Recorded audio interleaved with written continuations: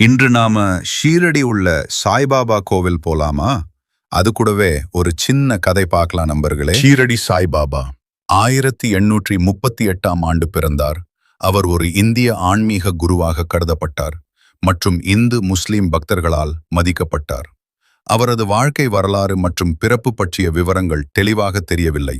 ஆனால் அவர் தனது 16 வயதில் ஷீரடிக்கு வந்து பின்னர் பல ஆண்டுகளாக அங்கேயே தங்கி கடைசியில் அக்டோபர் 15, 1918 அன்று மறைந்தார். பிறப்பு மற்றும் இயற்பெயர். சாய்பாபாவின் இயற்பெயர், பெற்றோர்கள் மற்றும் சொந்த ஊர் போன்ற விவரங்கள் தெளிவாக தெரியவில்லை. ஷீரடி வருகை. அவர் 1854ஆம் ஆண்டு தனது 16 வயதில் ஷீரடிக்கு வந்ததாக கூறப்படுகிறது. வாழ்க்கை முறை.